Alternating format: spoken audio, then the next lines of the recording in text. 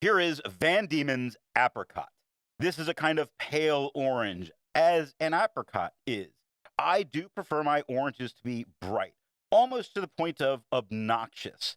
This just is pale and flat as an orange. It's very consistent as an ink, as the tone doesn't change as paper changes. And it does shade, though both just leave me wanting more. On non-fountain pen friendly paper, it was surprising. This, as a pale orange, I didn't expect it to be as aggressive into the paper as it is. It can also show feathering much more than I would really expect.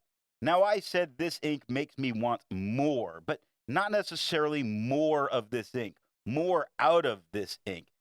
By more, I would probably head more towards my preferred Dieman orange, just to give one. This ink is a hard pass for me. The pen for today is a Sailor 1911 Standard. Now that we know my opinion on this ink, let's see how I got there by looking at the first writing sample done on Clairfontaine. There is a lovely pale orange on the page. The color's not bad. It's just that the color's not the right one for me. And that's what happens when there's just so many ink colors out there. You see that it does not feather, it does not spread, it does offer some shading from a nice light to a nice mid-tone. Never gets dark in what's going on. It stands out well. I don't know that a full page of this, looking at the bright white and this orange, I don't know that a full page would be really my cup of tea. Looking at the back of the page, we get no bleeding and no ghosting. Van Dieman's makes more than just this one ink. So let's take a look at a few other inks from Van Dieman's. Here is Van Dieman's Cloudburst. Here is Van Dieman's Nutmeg. Here is Van Dieman's Apple Cider. Here is Van Dieman's Blackberry Jam. The second writing sample is done in a Portage Reporter notebook. We can see here that we get the same tone as the Clairfontaine. It does have some minor feathering that goes on just a little bit, but not horrible, okay? When you look at expressions on the second line, the E and the X show tiny bits of feathering. Same with the E, X, and the T of, except they're tiny. I don't know that they're coming through on camera, but it's there. But this is not normally a feathering paper to me. That means a little bit to me when it comes to looking at an ink.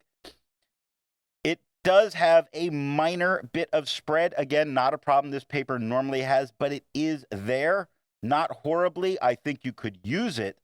I just don't know that I would. It shades nowhere near as well as it did on the Clairfontaine, but the shading is definitely present in each word. It's just not getting to as dark as it did on the Clairfontaine as frequently as it did on the Clairfontaine. Looking at the back of the page, there are a couple of spots that draw my attention where it got very deep into the paper. Not normally a huge issue for this paper, but it is being a little bit of an issue here. These did not bleed through touching the page underneath. However, looking at a majority of this, I do think that you could write on both sides. There's a lot to be learned by doing multiple chromatographies. The one on the left is done the way it's supposed to be done. A line of ink is put down to immediately put into water to show the separation of those colors making the ink. Now the one on the right is marked with a D. This is allowed to dry for 10 minutes before it's put into water. The third writing sample is done in a national brand Steno notebook. Here we can see that we get the same tone as the Clairfontaine. It does not feather, does not spread, does shade, I want to say, about as well as it did on the Portage, not as well as it did on the Clairfontaine. And it's not changing tone, which means that while this is a lighter to mid-tone orange, very lighter, it's opaque. It's not being affected by the tone of the paper underneath. Looking at the back of the page, we get no bleeding, no ghosting, easily continuing our writing back here. Resistance tests are done to see how well this ink can be expected to perform on the page, and more importantly, how hard it may be to clean from your pen. Now, this smear is allowed to dry for 3 days before testing it. In the upper left, you can see where there is highlighter. In the upper right, that is pen flush. The lower left has a 1/3 bleach solution, and the lower right has plain old water. The next writing sample is done in a Rhodia notebook. Here we can see that the tone is the same as the Clairfontaine. It does not feather and it does not spread. It does shade, though not as well as it did on the Clairfontaine. Most important thing in this case is against the quad rule. I feel like it's just too light and too flat a tone to stand out well against the quad rule. I really do see both of them at the same time, which for me would not make this a great ink to use on this paper. Looking at the back of the page, there's a couple of spots that just got a little deeper into the paper, not where they bled through touching the page underneath, just that they got deeper. It's a coated page. It's something to keep track of. I would continue notes back here with these only couple tiny spots. With over 1,000 inks reviewed, let's take a look at a few more orange inks. Here is Krishna Palasa. Here is Monteverde Topaz. Here is Sailor Gentle Apricot. Here is Vinta Pink Sands Shimmering Santa Cruz. All of the inks that you just saw have a review here on the channel. Now, the next writing sample is done in a composition lab notebook. Here we can see that we get the same tone as the Clairfontaine, just a little bit flatter as a tone. It does not feather, does not spread, does shade as well as it did on the Clairfontaine, just not as frequently. You can see that it definitely gets to the darker tones with the not symbols before the false, but that's generally where it happens, just in those straight, solid down lines. You can get some tone variation. It's just not huge. A lot of mid to lighter tones like we see with Truth right here on the third line. Looking at the back of the page, we get no bleeding and no ghosting. While it's nice to see inks that are in the same color family, I prefer to find inks that complement the color on the page. Here is Diatramentis Indian Blue Bronze. Here is Dieman Terracotta. Here is Waterman Harmonious Green. Here is Private Reserve Arabian Rose. The best way you can support this or any channel that you like watching is to alert the retailer of where you saw the product at time of purchase.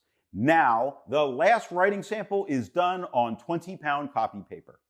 Here we get to see the same tone as the Clairfontaine. It does not feather. It does feather. It does spread.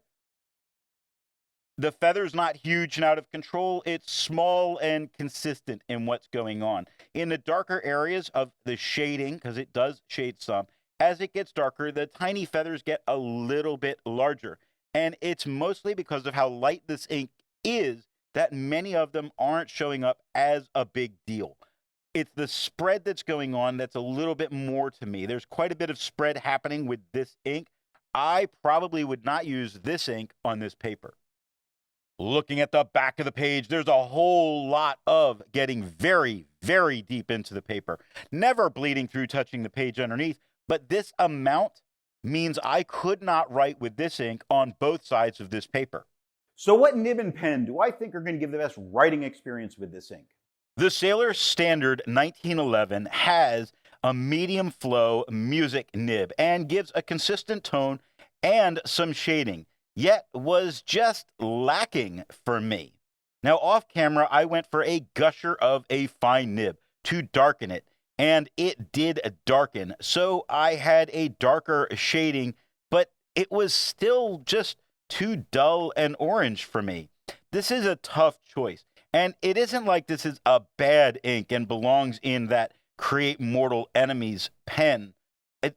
I just would go for a wet fine or a wet medium for the darker tone so it doesn't feel faded or dull. It has a little bit more. It just, again, still leaves me lacking. But I'm going to move this into the very usable area.